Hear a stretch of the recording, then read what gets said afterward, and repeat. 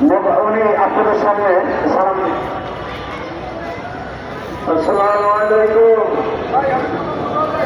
গত 15 ফেব্রুয়ারি পিরোজপুর জেলার নাঙ্গলি দরবার শরীফ নেসারিয়া কামিল মাদ্রাসার ময়দানে তিনি প্রধান অতিথি ছিলেন।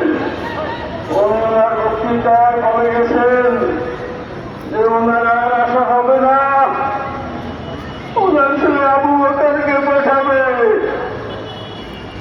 ওনার ভেতরে উনি আমাকে অনেক মহব্বত করতেন, ভালোবাসতেন।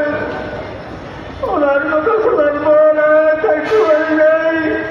তাই শুধু থেকে জানা এখানে অংশগ্রহণ করছি।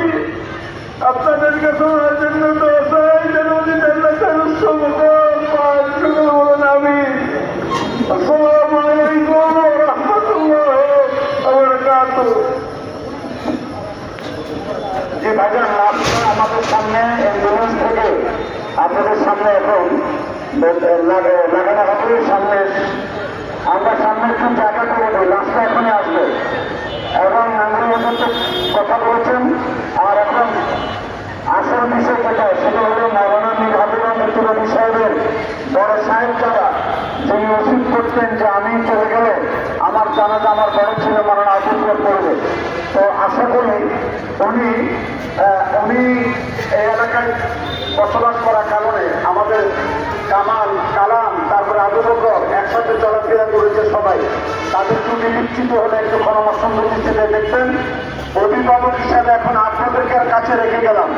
আপনারা অবশ্যই জানেন যে আমি খন্দকার মাহবুবুল হক, আমি ছিলাম চট্টগ্রাম। ওখান থেকে তিনি 90-এর দশকের পরে আমাকে বেলার পরে আনার পরে আমার উনি অনেক ওয়াজ মাহফিলে দাওয়াত নিতেন। আমি ওনার সাথে ওয়াজ করতাম। এই বেলার পরে আমি ওনার বাড়িতে ভাড়া থাকতাম।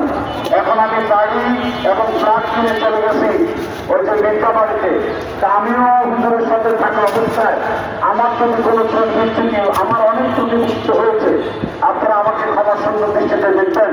ওনার রুহানি দোয়া এবং ফয়েজের বরকতে আল্লাহ রাব্বুল আলামিন যেন আমাদেরকে যেন ওনার স্থানে সেই অবস্থান নিয়ে আমরা সেই আমল আখলাক নিয়ে ওয়াজ করতে পারি, সেই দোয়া আমি আপনাদের সকলের কাছে চাচ্ছি।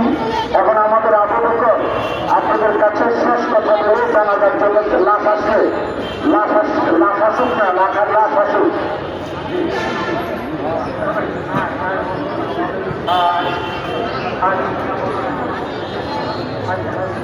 জানাজা শুরু হচ্ছে যেহেতু উনি